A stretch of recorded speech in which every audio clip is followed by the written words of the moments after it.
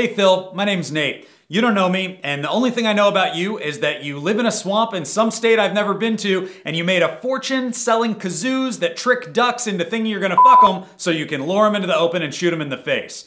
And to be honest with you, bud, if there's one thing that annoys me more than shows about rednecks, it's the sound of a kazoo. This week, an interview in GQ quoted you as making some off-color, pun intended, remarks about African Americans and gay people. Honestly, buddy, I wasn't surprised at all because you're famous for being a dumb redneck, and racist, homophobic comments are pretty much par for the course, right? So I just ignored the comments you made the same way I ignore housewives who talk about this. I spent every night saying a prayer to God.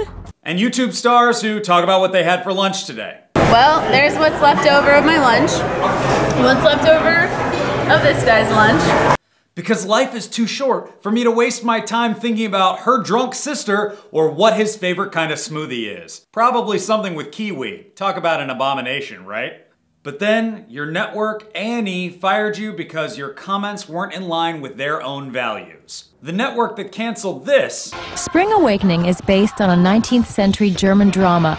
To bring us this, it's disgusting and gross. And this, Shut the up! had to draw the line somewhere. And I actually felt a little sorry for you for a minute. Just a minute. Because it felt like A&E sort of said, hey, come over here and be a jackass on television, and then fired you for actually being a jackass in the real world. And that's just a little bit hypocritical. But then, things got even more interesting when Sarah Palin and these racist guys came to your defense by citing your First Amendment right to be a hate monger. And that's when I decided to weigh in. So here's just a little bit of friendly advice to help you deal with some of the issues you're facing right now. I don't know who your lawyers are, but as they prepare to sue A&E over your wrongful termination, I just want to clear up a few misunderstandings that you, they, and the Tea Party might have about what the First Amendment actually says. The First Amendment says, Congress shall make no law respecting an establishment of religion, or prohibiting the free exercise thereof, or abridging the freedom of speech or of the press, or the right of the people peacefully to assemble and to petition the government for a redress of grievances. I'm not sure if it's pronounced redress or redress, but that doesn't really matter. That's it. That's all it says. It does not say, A&E, a private company, shall always and forever continue to employ you and your kazoo-playing family, despite the racist, homophobic, or generally ignorant remarks you've made in the press, even though these same remarks are why they hired you in the first place.